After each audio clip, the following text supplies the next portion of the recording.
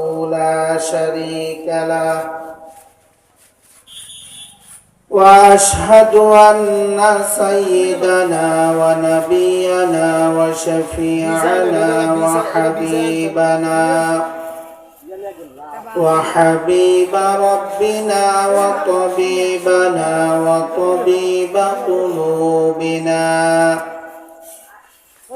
ومحبوبنا ومرشدنا ومولانا وأولانا محمدا عبده ورسوله صلى الله تعالى عليه وعلى آله وأصحابه وبارك وسلم الذي يرسله بالحق إلى الخلق بشيرا ونذيرا وداعيا إلى الله بإذنه وسراجا منيرا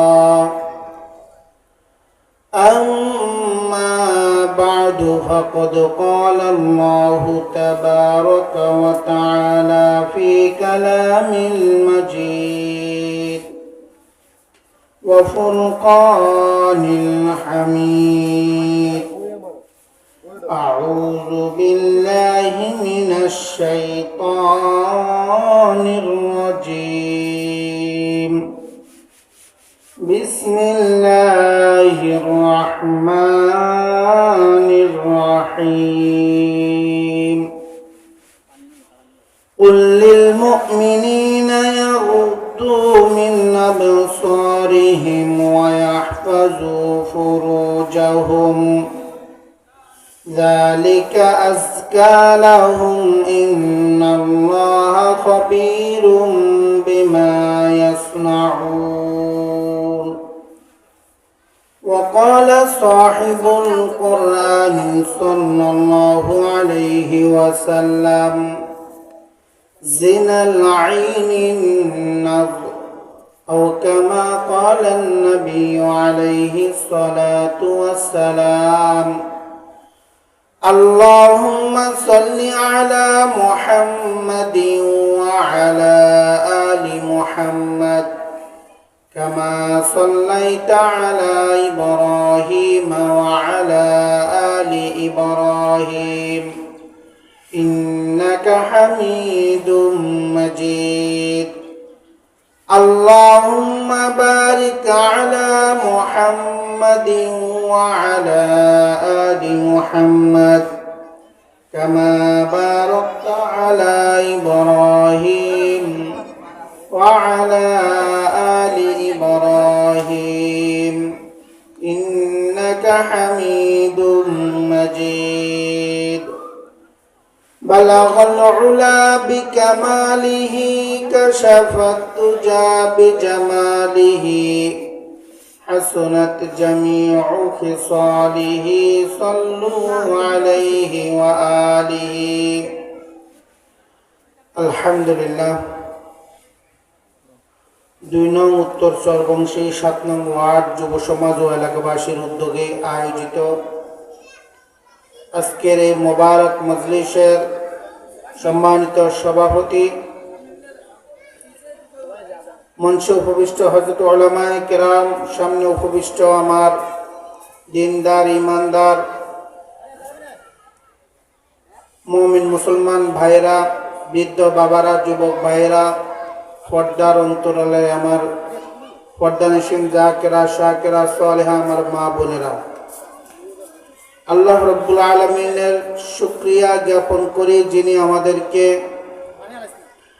দুনিয়ার হাজারো ব্যস্ততা থেকে ফারেক করে এমন একটি মজলিসে আসার বসার বা মজলিসের আলোচনা শোনার সুযোগ করে দিয়েছেন। এজন্য সকলে বলি আল্লাহর শুকর আদায় করি, বলি আলহামদুলিল্লাহ।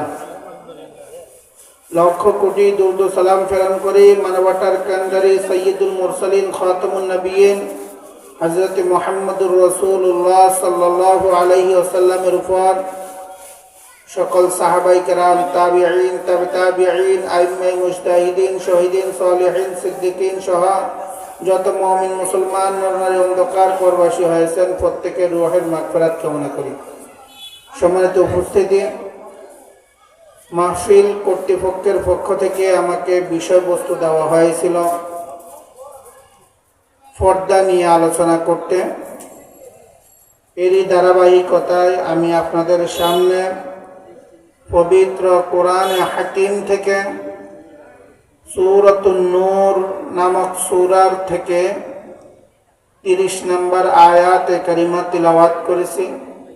রাসূলুল্লাহ সাল্লাল্লাহু আলাইহি ওয়াসাল্লামের অসংখ্য হাদিস থেকে ছোট্ট একখানা হাদিস পাঠ করেছি।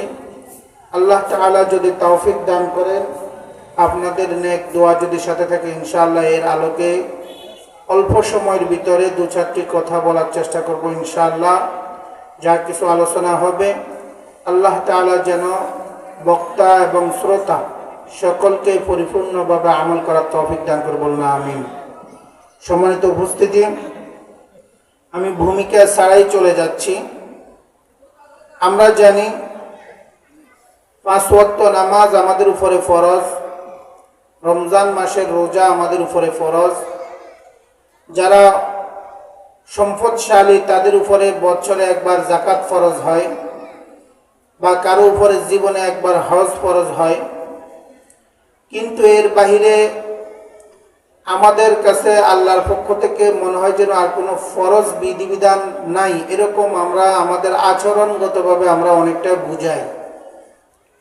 পক্ষান্তরে নামাজ পড়া যেরকম ফরজ করেছেন, রোজা রাখা যেমন ফরজ করেছেন, হজ করা যেমন ফরজ করেছেন, যাকাত দেওয়া যেমন ফরজ করেছেন, তেমনিভাবে পর্দা নামক একটা জিনিস আছে যেটা নারী পুরুষ সকলের জন্য প্রযোজ্য। তবে পর্দার গঠনতন্ত্রের দিক থেকে পুরুষের একরকম হবে, নারীর ভিন্ন রকম হবে। সেটাও কিভাবে হবে আল্লাহ তাআলাও ভাগে ভাগে বলে দিয়েছেন, এবং রাসূলুল্লাহ সাল্লাল্লাহু আলাইহি ওয়াসাল্লাম আমাদেরকে ভাগে ভাগে বিষয়গুলোকে বুঝিয়ে দিয়েছেন। আমরা না জানার কারণে আমরা কতিপয় মানুষ মনে করি পর্দা শুধুমাত্র নারীদের জন্য, তারা বোরকা পরবে, তারা ঘরে থাকবে, এরকম কিছু। পক্ষান্তরে যেমন নারীদের জন্য পর্দা রয়েছে, পুরুষের জন্য সেভাবে পর্দার ব্যবস্থা ইসলামে রয়েছে। সম্মানিত উপস্থিতি, আমি যে আয়াতে কারিমা তিলাওয়াত করেছি, আল্লাহ সুবহানাহু ওয়া তাআলা এই আয়াতে কারিমার মধ্যে পুরুষদেরকে উদ্দেশ্য করে বলতেছেন, কুল লিল মুমিনিনা ইয়াগুদ্দু মিন আবসারিহিম ওয়া ইয়াহফাজু ফুরুজাহুম। হে রাসূল, আপনি বলে দিন যারা মুমিন পুরুষ রয়েছে, যারা ঈমান এনেছে, তাদেরকে বলে দিন মিন আবসারিহিম ইয়াগুদ্দু মিন আবসারিহিম, তারা যেন তাদের চক্ষুকে সংযত করে, হেফাজত করে, অবনত চিত্তে রাখে। ওয়া ইয়াহফাজু ফুরুজাহুম, এবং তারা যেন তাদের লজ্জাস্থানের হেফাজত করে। আল্লাহ তাআলা রাসূল সাল্লাল্লাহু আলাইহি ওয়াসাল্লামকে বলেন, হে রাসূল, আপনি বলে দিন মুমিন পুরুষদেরকে যেন তারা তাদের দৃষ্টিকে অবনত করে রাখে যখন তাদের সামনে বেগানা নারী এসে যায়। যখন তাদের সামনে এমন নারী এসে যায় যাদেরকে দেখা হারাম করে দিয়েছি, যাদের সাথে বিবাহ বন্ধন জায়েজ করে দিয়েছি, এমন কোন নারী যখন তাদের সামনে এসে যায়, তারা যেন তাদের দৃষ্টিকে অবনত করে নেয়। ওয়াহফাজু ফুরুজাহুম, যেন তারা তাদের লজ্জাস্থানের হেফাজত করে। এখন আমরা তো এমন অবস্থায় বেগানা নারী দেখলে আরো ভালোভাবে তাকিয়ে তাকিয়ে দেখি। বেগানা নারী দেখলে আমাদের অঙ্গভঙ্গি এমন হয়ে যায়, মনে হয় যেন এটা আমার জন্য হালাল একটা বিষয়। আল্লাহ সুবহানাহু ওয়া তাআলা এটা নিষেধ করে দিয়েছেন। পুরুষের চোখের পর্দা দরকার। আল্লাহ রাসূল সাল্লাল্লাহু আলাইহি ওয়াসাল্লাম বলেন, যেই জিনিসের দিকে দেখা তোমার জন্য আল্লাহ বৈধ বলে নাই, হালাল করেন নাই, এমন জিনিসের দিকে দেখাটাও জিনা। অর্থাৎ তোমার লজ্জাস্থান দ্বারা তুমি জিনা করলে যেমন গুনাহ হবে, এমন অবৈধ বস্তুর দিকে তাকালেও তোমার তেমন গুনাহ হবে। এখন আমরা একটা বিষয় জানা দরকার যে কোন নারীদেরকে দেখা আমাদের জন্য হালাল, কোন নারীদের সাথে দেখা দেওয়া আমাদের জন্য হালাল কিন্তু বিবাহ বন্ধন হারাম, এটা আমরা অনেকেই জানি না। সাধারণত আমাদের সমাজের মধ্যে, আমাদের পরিবারগুলোর মধ্যে দেখা যায় চাচাতো ভাই চাচাতো বোন, জেঠাতো ভাই জেঠাতো বোন, খালাতো ভাই খালাতো বোন, মামাতো ভাই মামাতো বোন, এগুলা পরিবারের সদস্য হিসাব করে এদের ভিতরে কোনো পর্দার তো বিধিবিধান থাকেই না, এবং কেউ যদি বলেও তাকেও ক্রিটিসাইজ করে কথাবার্তা বলা হয়।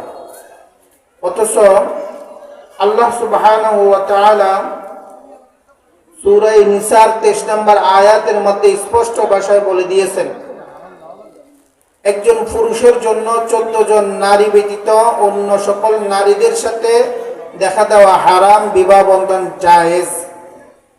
একজন নারীর সাথে, একজন নারীর জন্য 14 শ্রেণীর পুরুষ যাদের সাথে দেখা দেওয়া হালাল, বিবাহ বন্ধন হারাম। একজন এই 14 জন নারী কারা, আমরা একটু খেয়াল করলে বিষয়টা আমাদের জন্য সহজ হবে। প্রথমত, মায়ের মতো 5 জন নারী। একজন হলো নিজের মা, আপন মা, যিনি জন্ম দিয়েছেন। 2 নম্বর দুধ মাতা, যিনি দুগ্ধ পান করিয়ে থাকেন। 3 নম্বর আপন খালা, মায়ের আপন বোন, চাচাতো জেঠাতো তো বোন না, আপন খালা। 4 নম্বর ফুফু, আপন ফুফু, যিনি বাবার সহোদর বোন, বাবার চাচাতো বোন, খালাতো বোন, জেঠাতো বোন, এরা না। 5 নম্বর হলো শাশুড়ি, নিজের স্ত্রীর আপন মা। এই 5 শ্রেণীর মহিলা, এরা হলো মা সম্পর্কিত। তারপরে বোন সম্পর্কিত হলো 5 শ্রেণীর মহিলা, যেমন আপন বোন, সহোদর বোন, যে একই মায়ের গর্ভে জন্মগ্রহণ করেছে। 2 নম্বর দুধ বোন, যে মা দুধ পান করানোর কারণে দুধ মা হয়েছেন, ওই মায়ের কন্যা। 3 নম্বর দাদি, যিনি বাবার আপন মা। 4 নম্বর নানি, যিনি মায়ের আপন মা।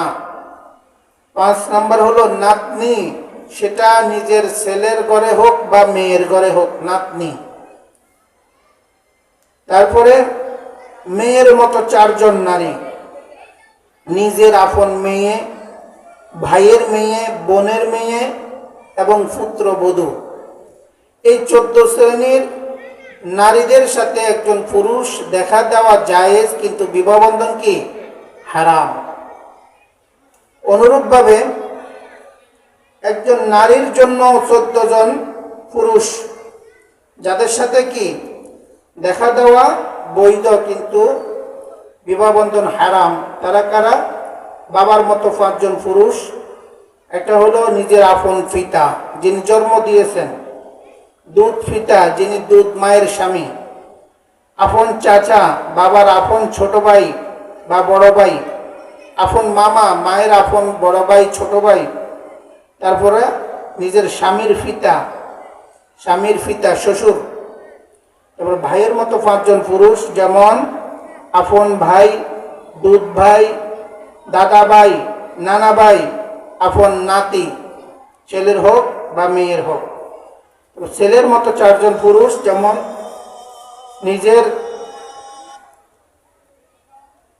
নিজের ছেলে, আপন ভাতিজা, আপন ভাগিনা এবং মেয়ের জামাই।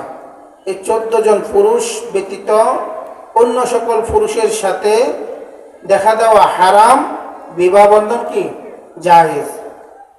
এখন আমরা এই বিষয়গুলা না জানার কারণে দেখা যায় নিজের আপন শ্বশুর, তাকে যেভাবে আমরা সম্মান করি, তার সাথে যেভাবে দেখা সাক্ষাৎ করি, দেখা যায় শ্বশুরের ওই চাচাতো ভাই, জ্যাঠাতো ভাই, পাড়া প্রতিবেশী শ্বশুর হয়, তাদের সাথেও আমরা একইভাবে চলাফেরা করি, এগুলো হারাম। কিন্তু তারপরে নিজের আপন ভাইয়ের সাথে যেভাবে আমরা দেখা সাক্ষাৎ করি, চাচাতো ভাই, জ্যাঠাতো ভাই, খালাতো ভাই, মামাতো ভাই, ওদের সাথেও আমরা একইভাবে দেখা সাক্ষাৎ করি, আচার আচরণ করি, এগুলো হারাম। আমরা না জানার কারণে অনেক গুনাহের মধ্যে আমাদের অজান্তে আমরা লিপ্ত হয়ে যাই। সময় স্বল্প, কথা অনেক, কিন্তু বলার মতো সময় নাই। শুধু এতটুকু মেসেজ আমাদের দিয়ে দেওয়া উদ্দেশ্য যে এই 14 শ্রেণীর নারী এবং পুরুষ বাদে অন্য নারী এবং পুরুষদের সাথে আমাদের কথা বলতে গেলেও সংযত হওয়া দরকার। দেখা করতে তো দূরের কথা, তাদের সাথে আমাদের আচার আচরণ কেমন হবে সংক্ষেপে একটু করে বলে ইনশাল্লাহ আলোচনা শেষ করতেছি। যখন কোনো পুরুষ কোনো বাড়িতে যাবে, তখন আল্লাহ সুবহানাহু ওয়া তাআলা আদেশ করে দিয়েছেন সূরা আরাফের মধ্যে, ইয়া আইয়ুহাল্লাযীনা আমানু লা তাদখুলু বুয়ুতান গায়রা বুয়ুতিকুম হাত্তা তাস্তানিসু ওয়া তুসাল্লিমু আলা আহলিহা যালিকুম খায়রুল লাকুম লাআল্লাকুম তাযাক্কারুন।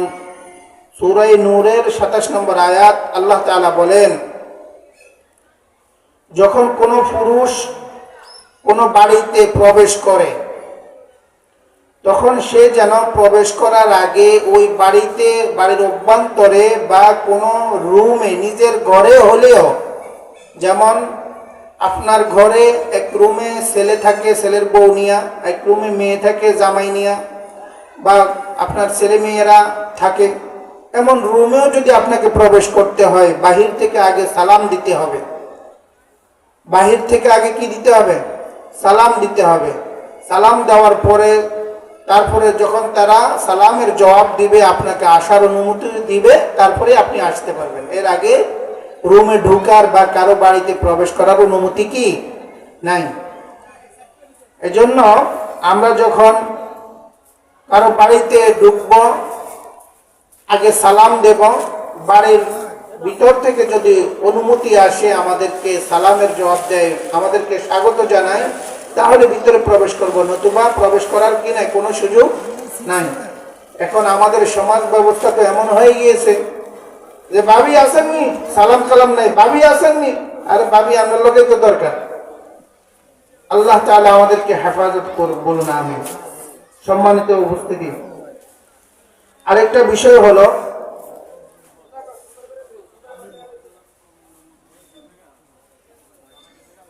আল্লাহ তাআলা বলেন সূরা নূরের 59 নম্বর আয়াতের মধ্যে, ওয়াইজা বালাগাল আতফালু মিনকুমুল হুলুম, যখন তোমাদের সন্তানেরা বালেগ হয়ে যায়, তখন তাদের বিছানাগুলোকে আলাদা করে দাও।